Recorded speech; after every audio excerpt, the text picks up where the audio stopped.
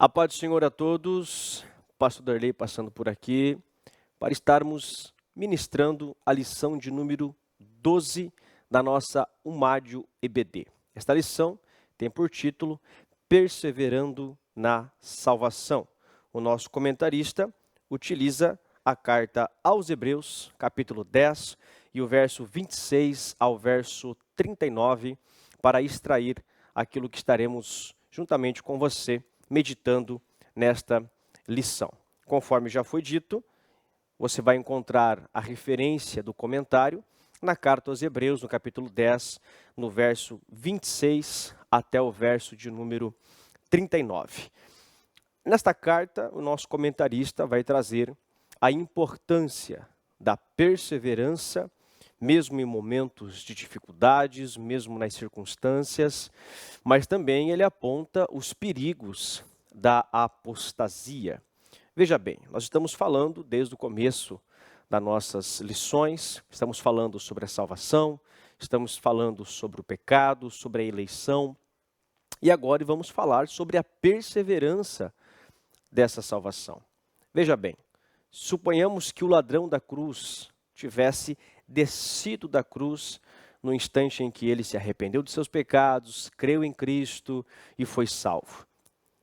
Com certeza, ele passaria pelo batismo, com certeza, ele faria parte da congregação da igreja primitiva e com toda certeza, ele teria também que perseverar na salvação. Dito isso, nós precisamos compreender que não se trata apenas de quando começamos a caminhada com Deus, mas principalmente como iremos terminar esta caminhada.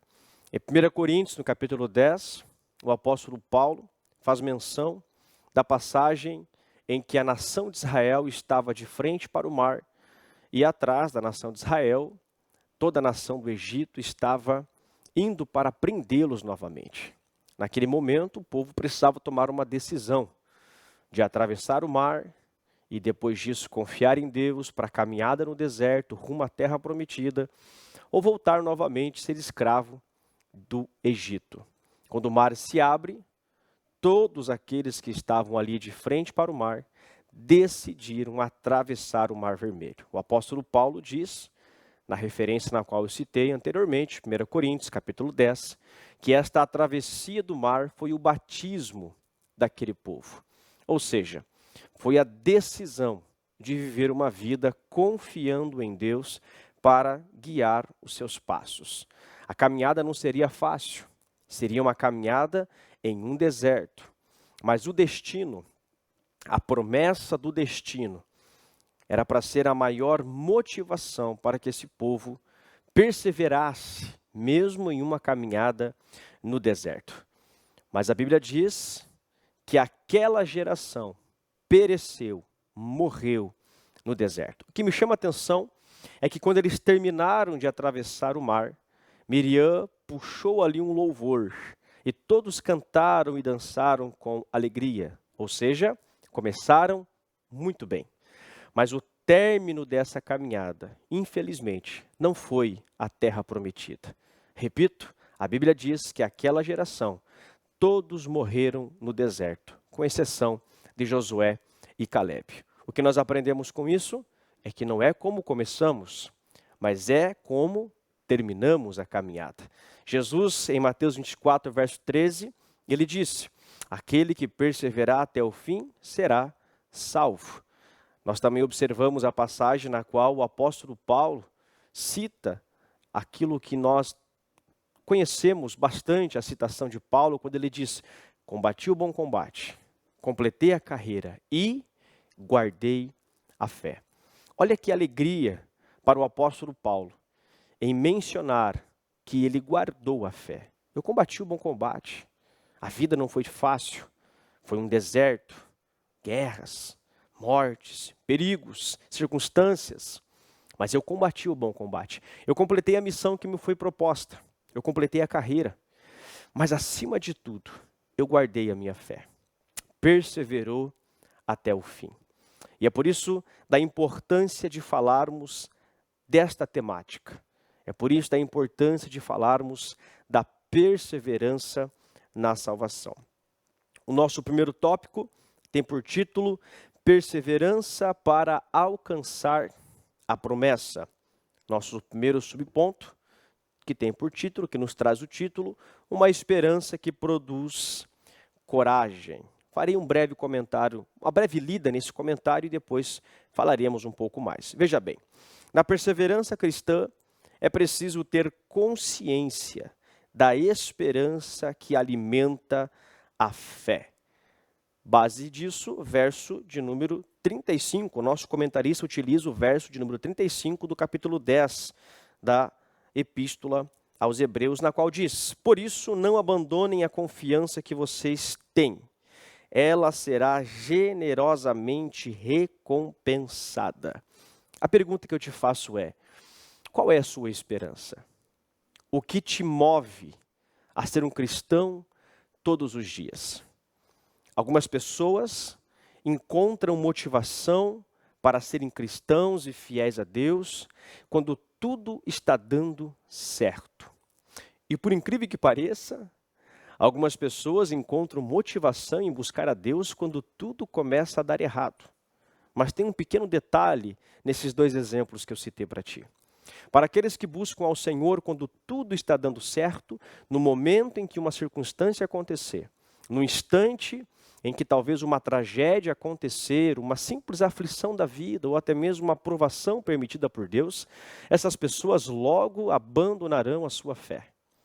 E aqueles que só procuram ao Senhor quando tudo está dando errado, no instante em que tudo estiver dando certo, eles também esquecerão da sua fé, esquecerão de Deus. Mas por que isso acontece?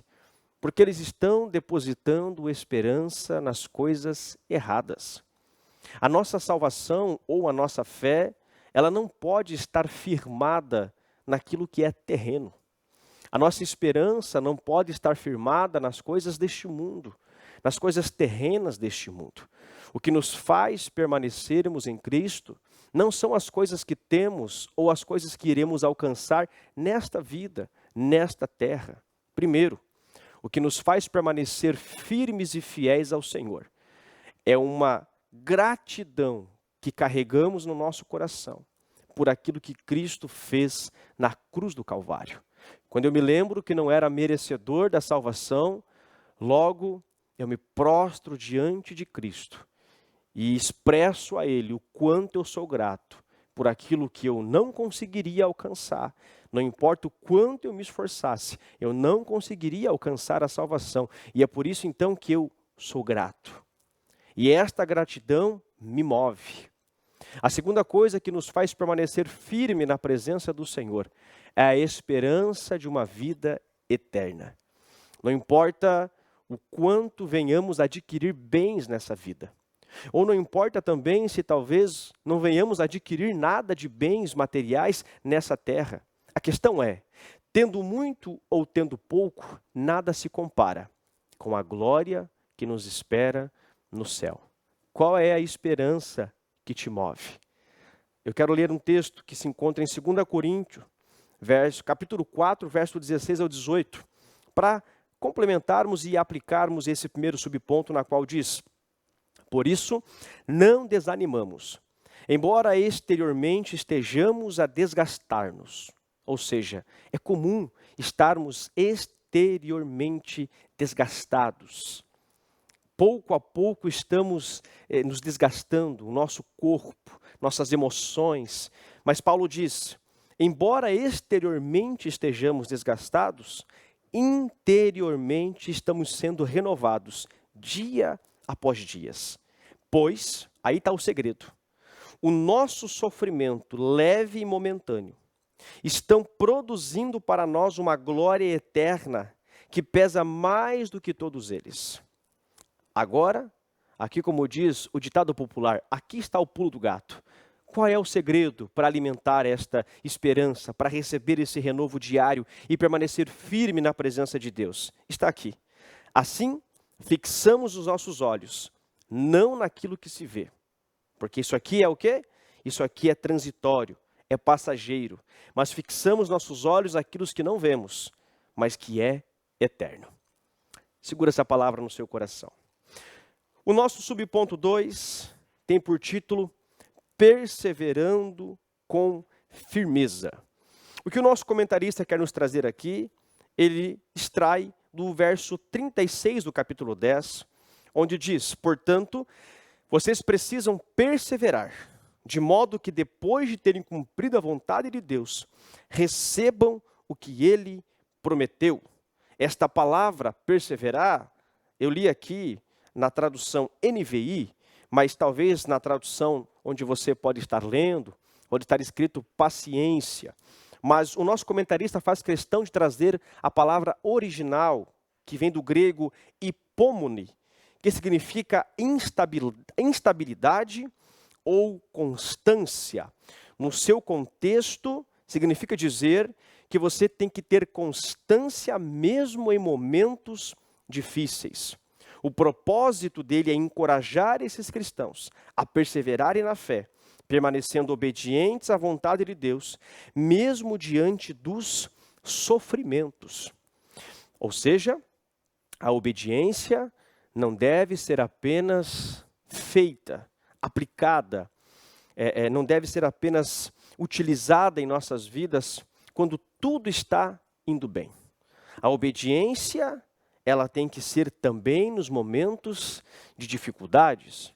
Há momentos na nossa vida que a vontade é reagir, que somos provocados e estimulados a reagir com as nossas emoções, com ira, com discórdia, talvez querendo tirar satisfação por conta de algum atrito, por conta de algum conflito. Mas é nesses momentos que Deus vai identificar aonde está a nossa fé. Se a nossa fé está em Cristo, vou perseverar na obediência. Apóstolo Paulo diz: se depender de vós, tende paz com todos. Ou seja, embora a ira, o estresse, estou aqui apenas usando um exemplo, é claro, mas embora a ira e o estresse de algum ataque, de algum conflito, de alguma fofoca, enfim, o desejo, a vontade é reagir, é combater, mas a obediência diz: se depender de vós, tende paz com todos. Se depender de você, não busque atrito com ninguém. Se depender de você, não crie briga com ninguém, não reaja. Se depender de vocês, busque a paz. O que é isso, pastor? Isso é perseverar, mesmo em momentos de dificuldades, mesmo em momentos difíceis. É ser inabaláveis, constantes e firmes no Senhor. O subponto 3 tem por título a vontade de Deus como um estilo de vida.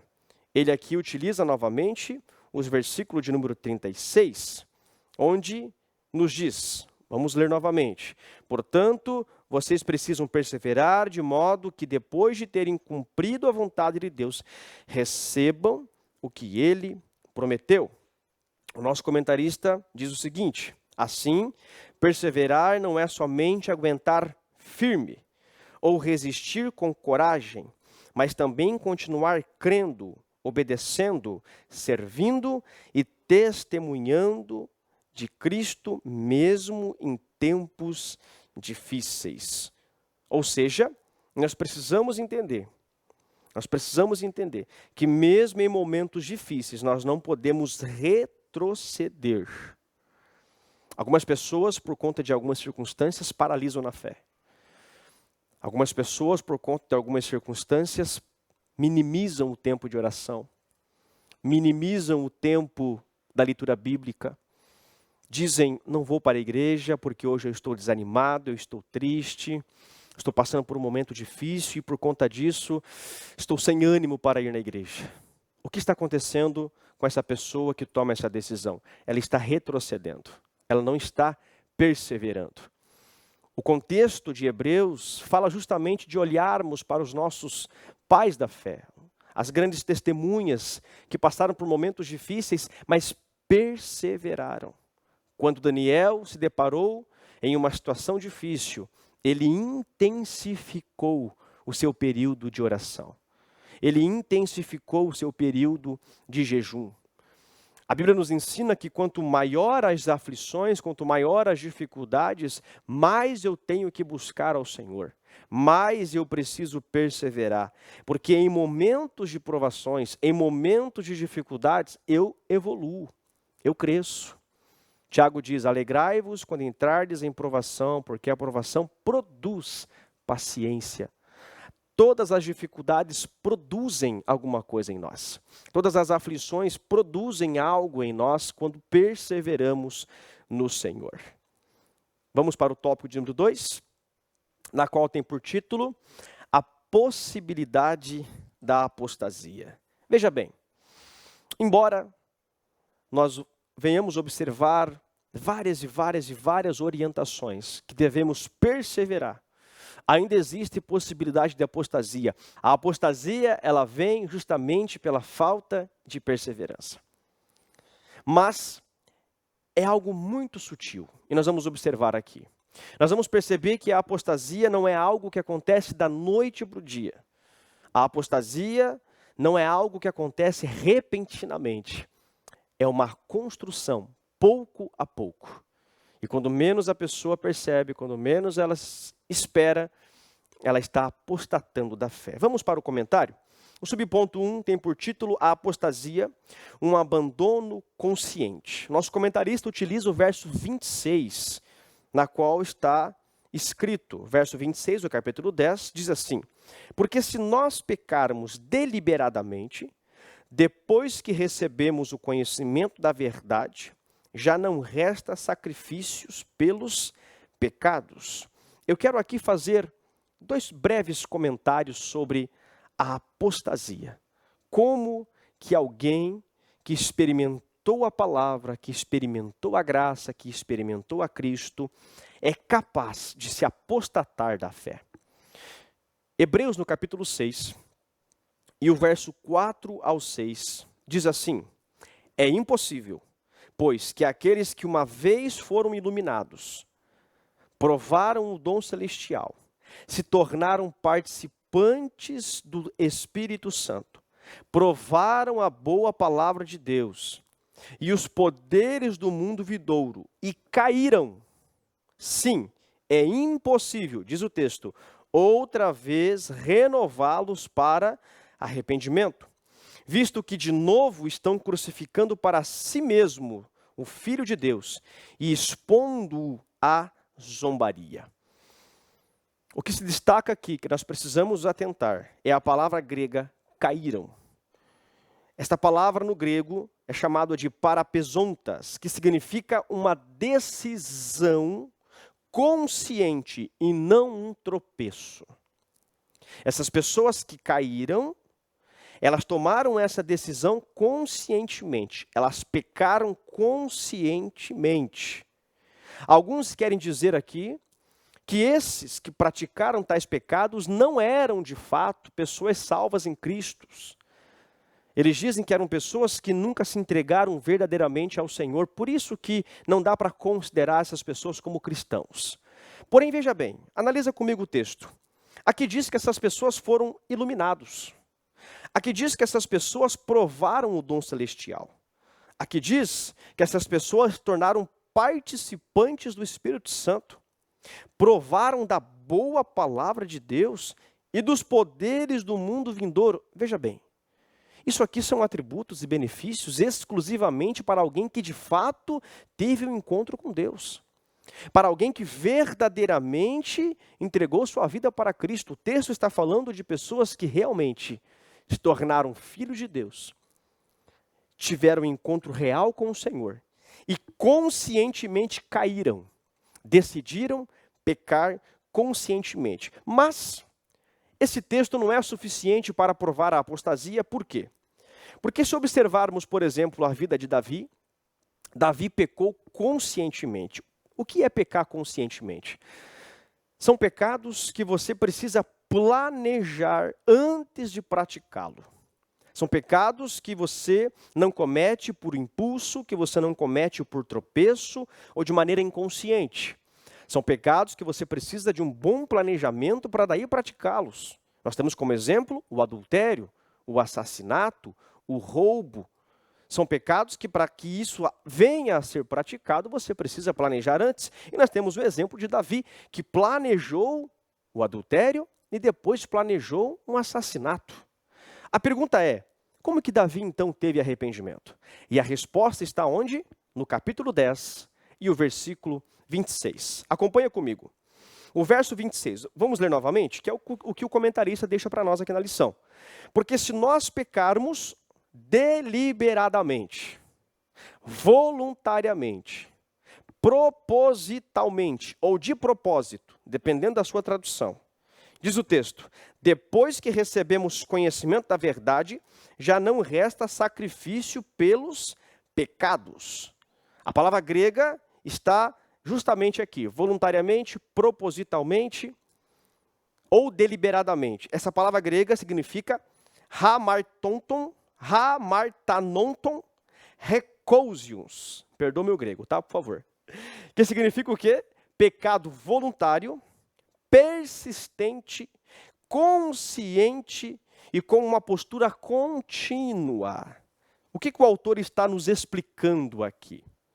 Não se trata apenas de pecado consciente, mas de pecado insistente, persistente, deliberadamente. No instante em que Davi peca, Natã o repreende, Davi se humilha. Salmo 51 ele escreve, clama por perdão, demonstra arrependimento. Está tudo certo. Mas o que o texto está dizendo é que estas pessoas conheceram a verdade, conheceram a palavra, conheceram o dom de Deus, mas insistentemente eles continuam pecando. Você repreende, eles têm consciência que aquilo que eles estão praticando é pecado, Deus abomina, Deus condena, mas insistentemente, deliberadamente, continuam praticando tal ato. O que vai acontecer com essa pessoa? Não restará mais sacrifício, não restará mais arrependimento. O que é isso? O arrependimento ele só vem pelo intermédio da graça preveniente na pessoa do Espírito Santo. A partir do momento que a pessoa insistentemente peca conscientemente, e o Espírito Santo convence, e essa pessoa resiste, seu coração endurece, o Espírito Santo se retira, e pelo simples fato do Espírito Santo se retirar, entregando essas pessoas ao desejo dos seus próprios corações, Romanos 1:18 a seguir, onde fala sobre isso, onde Deus entregou essas pessoas ao desejo dos seus próprios corações, não resta mais arrependimento, porque o arrependimento só vem por ajuda do Espírito Santo. Mas o Espírito Santo trabalhou, e essas pessoas, tendo o conhecimento da verdade, já tinham experimentado o dom de Deus, já tinham experimentado a graça, tudo, mas insistentemente continuaram praticando o pecado. Então logo não resta mais sacrifício, e sim a apostasia. E qual é a gravidade da apostasia? Verso 31, diz assim o texto: algo terrível é cair nas mãos do Deus vivo. Algo terrível é cair nas mãos do Deus vivo. O resultado da apostasia é a ira de Deus. É a ira de Deus sobre esta pessoa no dia do juízo eterno. O subponto 3, ele fala sobre evitar a apostasia. Ele utiliza o verso 32 até o verso 34, onde diz: lembrem-se dos primeiros dias, depois que vocês foram iluminados, quando suportaram muita luta e muito sofrimento. Algumas vezes vocês foram expostos publicamente a insultos e tribulações. Em outras ocasiões fizeram-se solidários com os que assim foram tratados. Vocês se compadeceram dos que estavam na prisão e aceitaram alegremente o confisco dos seus próprios bens, pois sabiam que possuíam bens superiores e permanentes. Veja bem, o autor está pedindo para que eles façam memória do dia em que eles foram iluminados, para que eles façam memória daquela fé que fez com que eles suportassem até mesmo a retirada dos seus bens por conta de sua fé. A questão é, se isso não for o suficiente, se o fato de você saber quem é Cristo, se o fato de você fazer memória do real significado da salvação, se o fato de você fazer memória do que é a eternidade, do céu que te aguarda, do céu que te espera, se isso não for suficiente para que te faça permanecer firme no Senhor, nada mais é suficiente. Nada mais é suficiente. Mas para que você evite a apostasia, a orientação é: lembra-te. Lembra da passagem de Apocalipse, quando Jesus diz para a igreja de Éfeso: lembra-te de onde você caiu e volta a praticar o primeiro amor. Aqui diz: lembra-te, lembre-se de quando vocês foram iluminados. Lembre da alegria que é estar em Cristo. Lembre da alegria que é e a resistência que você recebe pela presença de Deus em sua vida. Falaremos um pouco mais sobre isso no tópico 3, onde tem por título Perseverança versus Apostasia. O primeiro ponto nos traz: o justo viverá pela fé. Olha só que informação grandiosa. O justo viverá pela fé. Você não vive pelas coisas que se veem. Repito o que eu falei no começo da aula. Nada nesse mundo, nessa terra, pode ser suficiente para te fazer ficar firme na presença de Deus, porque o justo vive pela fé. Olhe para Paulo. Olhe para os apóstolos, olhe para os nossos pais da fé, mortos em praças públicas, esfolados vivos, decapitados, queimados, mas permaneceram firmes, porque aquilo que os segurava não eram as coisas que eles viam, aquilo que os fazia permanecer firmes e fiéis ao Senhor não era ministério, não era bens, não era riqueza, não era poder, mas era simplesmente a fé. O justo viverá pela fé. O subponto 2 fala sobre recuar é sinal de apostasia. O verso 38 nos diz: mas o meu justo viverá pela fé, contudo, se retroceder, não me agradarei dele. Se retroceder, não me agradarei dele. Repito, a apostasia, olhando de maneira bruta, olhando de maneira direta, é algo assustador. Mas não esqueça de uma coisa, que para você chegar lá, é algo sutil. Aquilo que talvez eu e você podemos considerar normal. É normal deixar de orar hoje. É normal oscilar na oração, podemos orar hoje, daqui 2, 3 dias orar de novo. É normal eu ir 1, 2 vezes por mês na igreja. É normal eu estar entregue em algumas ocasiões, ouvindo louvores, lendo a Bíblia, mas em outras ocasiões, quem sabe, em um ambiente desagradável ao Senhor, ouvindo músicas desagradáveis ao Senhor. Tudo isso, quando a gente classifica como algo comum e normal, nós estamos pouco a pouco construindo a própria cova da apostasia. Porque pouco a pouco, de maneira sutil, nós vamos se afastando do Senhor.